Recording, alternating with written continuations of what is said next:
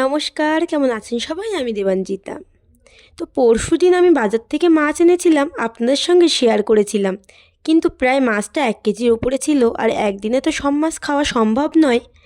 তাই জন্য কিছু মাছ ভেজে রেখে দেওয়া হয়েছিল। কালকে সানডে ছিল, কালকে এই রান্নাগুলো করেছিলাম আমি দুপুরে।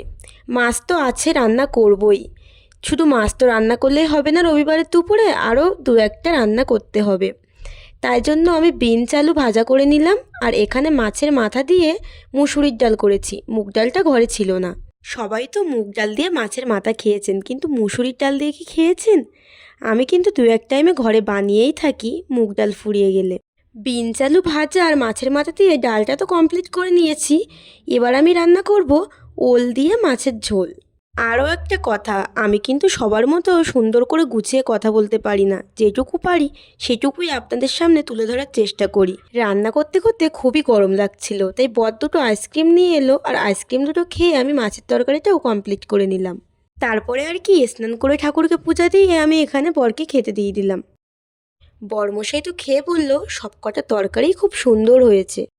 সময়ের অভাবে ভিডিওটা তো কালকে শেয়ার করতে পারিনি, তো আজকে শেয়ার করলাম। তোমরা সবাই জানিও ভিডিওটা কেমন লাগলো। সবাই ভালো থেকো, সুস্থ থেকো। রাধে রাধে।